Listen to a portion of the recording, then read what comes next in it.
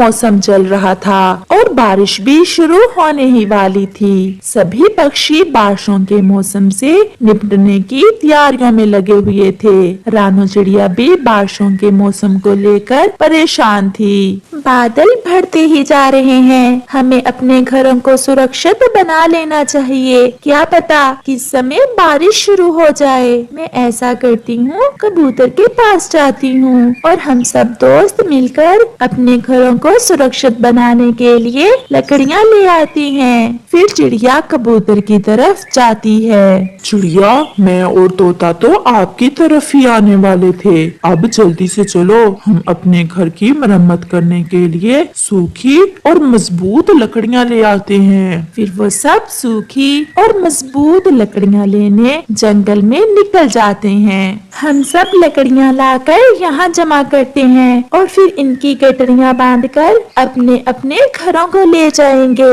मुझे लकड़ियों की अच्छे से पहचान तो नहीं है कि कौन सी लकड़ी मजबूत होती है और कौन सी कमजोर, फिर भी मैं चाहता हूँ। ऐसे वो सब अपने अपने काम में लग जाते हैं। उसी जंगल में एक कालू कौवा और गोरी कौवी भी रहते थे, जो दोनों पति पत्नी थे। वो एक नंबर के कामचोर भी थे। पति जी, आप भी जाएं और सूखी और मजबूत लकड़ियां ले आएं। सभी पक्षी अपने अपने घरों को सुरक्षित बनाने में लगे हुए हैं। मुझे कालू कहते हैं, कालू। गोरी, मैं लकड़ियाँ काट कर नहीं बल्कि दूसरे पक्षियों की चुरा कर लाऊंगा। वो कैसे कालू जी?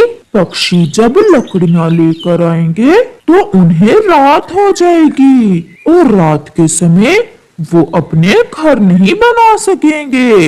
मैं रात को उनकी सारी लकड़ियाँ चुरा लाऊंगा। कैसा रहा मेरा आइडिया? एकदम मस्त। चलो फिर जाकर नदी पर थोड़ा आराम करते हैं। ऐसे कौवा और कौवी बारिश की तैयारी करने की बजाय नदी पर जाकर सो जाते हैं। पक्षी सारा दिन काम करते हैं और ढेर सारी सूखी और मजबूत लकड़ियां इकट्ठी कर लेते हैं। तोते भैया, ये क्या? आपकी लकड़ियां तो कमजोर और खराब हैं। इनसे बनाया गया घर तो मिनटों में टूट जाएगा। चिड़िया बहन, मैंने आपको पहले भी बताया था कि मुझे मजबूत लकड़ियों की पहचान नहीं है। हम ऐसा करते हैं कि ये कमजोर लकड़ियाँ भी ले जाते हैं। जब ठंड ज्यादा होगी तो ये कमजोर लकड़ियाँ हमारे आग जलाने के काम आएंगी। ये ठीक है, हम ये कमजोर लकड़ियाँ भी ले जाते हैं। फिर वो सब लकड़ियाँ लेकर अपने अपने घरों को वापस लौट जाते हैं। चिड़िया बहन, ये मजबूत लकड़ियाँ मैं यहाँ रख लेता हूँ और ये कमजोर लकड़ियाँ आप अपने साथ ले जाएं और इन्हें अपने पेड़ के पास रख लें। हम अपने लिए घर कल बनाएंगे। फिर वो ऐसा ही करते हैं। चिड़िया टूटी हुई कमजोर लकड़ियाँ अपने पेड़ के नीचे रखकर सो जाती है। रात भी हो जाती है। गोरी, गोरी, चिड़िया सो गई होगी। मैं चिड़िया की लकड़ियाँ चुरा कर लाता हूँ। ऐसा कहते हुए कालू कौवा अपने घर से निकल जाता है। चिड़िया सो रही थी और कालू कौवा पेड़ के नीचे से लकड़ियाँ उठाता है और भाग जाता है। वो ये नहीं जानता था कि ये लकड़ियाँ तो बहुत कमजोर और टूटी हुई हैं। दूसरे रोज जब चिड़िया सोकर उठती है तो देखती है कि लकड़ियाँ तो वहाँ नहीं है। ये लकड़ियाँ कौन उठा कर ले गया? चलो खैर, वो लकड़ियाँ मेरे किसी काम की नहीं थी।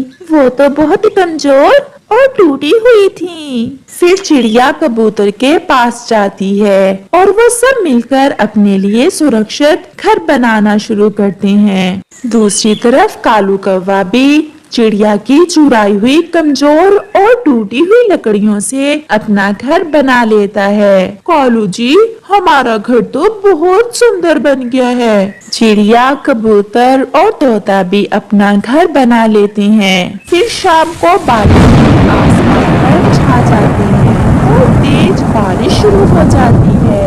सब दोस्त तोता, कबूतर और चिड़िया अपने सुरक्षित घर में बैठे मूंगफली खा रहे थे। कौवा और कौवी भी अपने घर में बैठे हुए थे। देखा गौरी, मैंने कितनी चालाकी से चिड़िया की लकड़ियाँ चुरा ली और अब हम आराम से अपने घर में बैठे हुए हैं। कौवे ने अभी ऐसा कहा ही था कि उनका घर एक तरफ से टूट जाता है और नीचे गिर जाता है।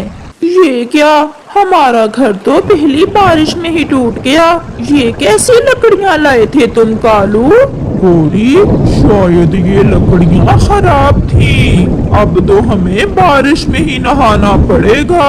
ऐसे कौवे ठंडी के मौसम में सारी रात ठठरते रहते हैं और उन्हें काम चोरी की सजा मिल जाती है। चिड़िया ने लंबे समय बाद अंडा दिया था। मम्मा चिड़िया और पापा चिड़िया बहुत खुश थे। वो अपने आने वाले बच्चे की तैयारियां कर रहे थे। अंडे के पापा, आप अंडे के पास ही रहना, मैं ऊन लेने जा रही हूँ। मैं सोच रही हूँ कि अपने आने वाले बच्चे के लिए गरम स्वेटर बना लूँ। हमें अपने छोटे से बच्चे को ठंड से बचाना होगा। ये देखें, मैं तो आज ऊन ले भी आया हूँ। आप हमारे बच्चे के लिए स्वेटर बनाना शुरू करें और मैं आपके लिए भोजन लेकर आता हूँ। फिर पापा चिड़िया भोजन लेने चला जाता है और मम्मा चिड़िया अपने बेटे के लिए गरम स्वेटर बुनना शुरू करती है। कालू, मेरी पत्नी तो अपने आने वाले बच्चे के लिए गरम स्वेटर तैयार कर रही है। क्या आपकी पत्नी ने अपने बच्चे के लिए गरम स्वेटर बना लिया है? नहीं यार, मेरी पत्नी तो हर समय सोई ही रहती है। वो तो अंडे पर भी नहीं बैठती।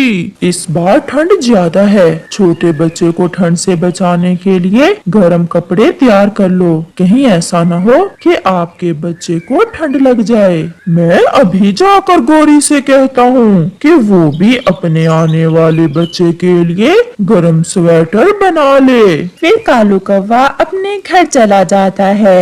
गौरी, अब 1-2 दिन में हमारे अंडे से बच्चा निकलने ही वाला है। चिड़िया अपने आने वाले बच्चे के लिए गरम स्वेटर बना रही है। अगर मेरी मानो तो आप भी अपने बच्चे के लिए गरम स्वेटर बना लो। मुझसे नहीं होते ऐसे काम। जब समय आएगा देखा जाएगा। मुझे भूख लगी है। क्या तुम मेरे लिए भोजन लेकर आए हो? भोजन खाने के अलावा कुछ और भी कर लिया करो। ऐसे ही कुछ दिन गुजर जाते हैं और चिड़िया अपने आने वाले बच्चे के लिए एक बहुत ही सुंदर गरम स्वेटर बना लेती है। आज मैं बहुत खुश हूँ। आज मैंने अपने बच्चे के लिए स्वेटर बना लिया है। देखें तो ये स्वेटर हमारे बच्चे के पहना कितना अच्छा लगेगा। ये तो सच में बहुत प्यारा लग रहा है। हमारा बच्चा अब ठंड से बच जाएगा। चिड़िया वो स्वेटर संदूक में रख देती है। आज मुझे अंडे से अपने बच्चे की आवाज सुनी है। मुझे लग रहा है शाम तक हमारे अंडे से बच्चा निकल आएगा। चलो हम जल्दी से नदी से पानी पी आते हैं और फिर अपने अंडे के पास बैठकर अपने बच्चे को अंडे से निकलता देखेंगे। ऐसा सोचते हुए मम्मा और पापा चिड़िया नदी से पानी पीने चले जाते हैं। वह नदी पर बैठे हुए थे जब गौरी कौवी ऊपर पेड़ पर बैठी उन्हें देख लेती है। ये दोनों यहाँ बैठे हुए हैं। मौका अच्छा है, क्यों ना मैं वो स्वेटर चुरा लूं जो इस छोटी चिड़िया ने अपने बच्चे के लिए बना रखा है। गौरी कौवी तुरंत वहाँ से उड़ती है और चिड़िया के घर जाकर संदूक से चिड़िया का वो स्वेटर चुरा लेती है जो उसने बड़ी मेहनत से अपने बच्चे के लिए बनाया था। शाम हो जाती है। मम्मा चिड़िया अपने अंडे के पास बैठी हुई थी जब उसका अंडा फूटता है और उसमें से एक सुंदर सा बच्चा बाहर निकलता है। मम्मा, मैं आ गया। मम्मा, मुझे बहुत ठंड लग रही रही है, मुझे जल्दी से गर्म कपड़े पहना दे। मैंने अपने बेटे के लिए बहुत अच्छा और गर्म स्वेटर बना कर रखा हुआ है, मैं अभी अपने बेटे को पहनाती हूँ। चिड़िया जैसे ही अपना संदूक खोलती है, उसमें तो स्वेटर था ही नहीं, क्योंकि वो गर्म स्वेटर तो गोरी कौवी ने चुरा लिया था। हाय, मैं लुट गई, मेरे बच्चे का स्वेटर किसने चुरा लिया? अब मैं कैसे अपने बच्चे को गर्म रख सकूंगी? चिड़िया ऐसे रोने लग जाती है। गोरी कौवी के अंडे से भी बच्चा निकल आया था। अब अगर गर्म स्वेटर होता तो हम भी अपने बच्चे को गर्म स्वेटर पहना देते। कालू, तुम्हारी पत्नी बहुत तेज है। ये देखो, मैंने चिड़िया का स्वेटर चुरा लिया था और अब मैं ये स्वेटर अपने बेटे को पहना दूंगी। फिर गोरी कौवी वो स्वेटर अपने बेटे को पहनाने लगती है। वो स्वेटर तो छोटा था, वो तो एक चिड़िया के बच्चे का स्वेटर था, इसलिए वो स्वेटर गोरी कौवी के बच्चे को पूरा ही नहीं आता। कालू, ये क्या हो गया? मैंने चोरी भी की और मेरे काम भी नहीं आई। अब ये स्वेटर चिड़िया को वापस कराओ, कम से कम उसके काम तो आ जाएगा ये स्वेटर। मुझे शर्म आ रही है। कालू, जाओ, अब तुम ही ये स्वेटर चिड़िया को वापस कराओ। फिर कालू वो स्वेटर लेकर चिड़िया के पास जाता है। चिड़िया बहन, आपको तो पता है गोरी का, वो आपका स्वेटर चुरा ले गई थी। कौवे भैया, मैंने ये स्वेटर अपने बेटे के लिए बहुत शौक से बनाया था। गोरी बहन को ये वाला स्वेटर दे देना और कहना कि मैंने एक गर्म स्वेटर उसके बेटे के लिए भी बनाया था, ये थोड़ा बड़ा है। फिर चिड़िया अपने बच्चे को गर्म स्वेटर पहना देती है और गोरी कौवी चिड़िया का बड़ा दिल देखकर अपनी गलती पर बहुत शर्मिंदा